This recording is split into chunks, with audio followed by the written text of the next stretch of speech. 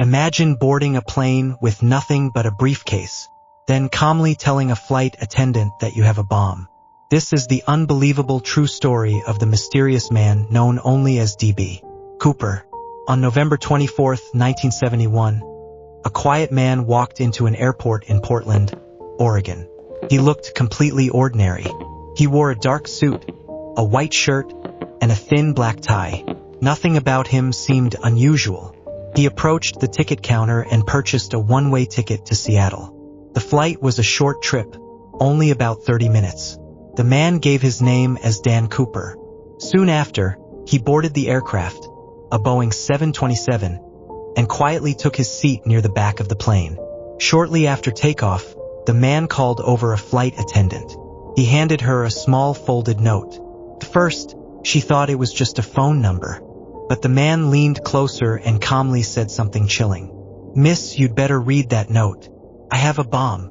The message demanded $200,000 in cash and 4 parachutes. To prove he was serious, he opened his briefcase slightly.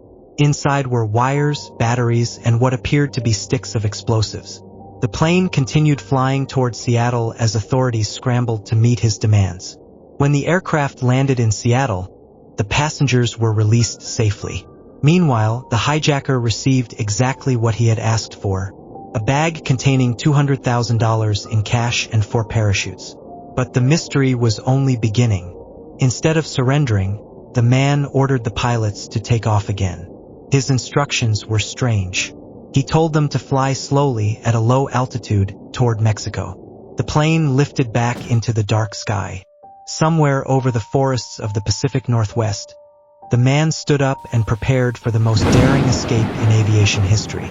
He strapped on a parachute. He grabbed the bag of money. Then he walked to the back of the plane and opened the rear staircase. Cold wind and rain rushed inside. Moments later, he jumped into the stormy night and disappeared. The case triggered one of the largest investigations in the history of the Federal Bureau of Investigation. Agents searched forests, rivers, and mountains. Years later, a small portion of the ransom money was discovered buried along a riverbank. But the man himself was never found. Did he survive the jump? Did he disappear into the wilderness?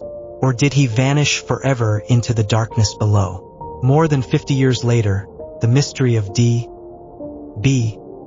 Cooper remains unsolved. And somewhere out there, the man who jumped from the sky may have gotten away with the perfect crime. If you love mysterious stories, subscribe for more.